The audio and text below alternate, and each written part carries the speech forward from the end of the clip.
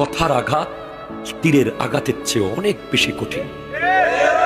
আপনি তীর মেরে যদি সিনা ছেদা করে দেন, এটা ওষুধ দিয়ে হয়তো ঠিক করে ফেলা যাবে, আর মনে থাকবে না, একদিন শুকিয়ে যাবে এই কাটা। কিন্তু কাউকে কথা দিয়ে যদি আপনি আঘাত দেন, কোনো দিন সে সেটা বলবে না। এই জন্য কথা বলার সময় আপনি 1000 বার ভেবে বলবেন কি বলছেন।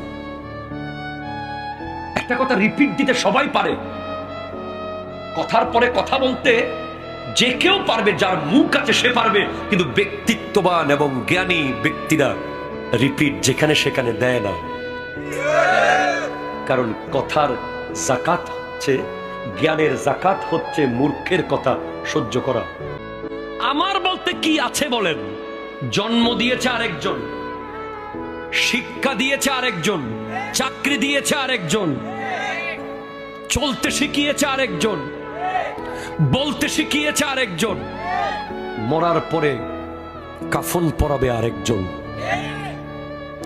নাম দিয়েছে আরেকজন, কবরে শোয়াবে আরেকজন, মাটি দেবে আরেকজন, বাঁশ দেবে আরেকজন, বেড়া দেবে আরেকজন। নিজের কি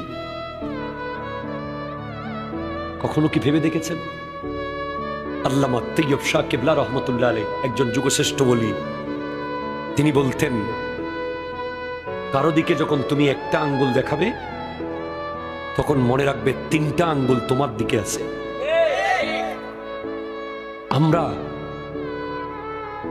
আরেকজনের ব্যাপার নিয়ে, আরেকজনের জায়গা, আরেকজনের জমি, আরেকজনের দেওয়া ক্ষমতা, এটা নিয়ে যেই বাহাদুরি করি, আজকের দিনে আমাদের চোখ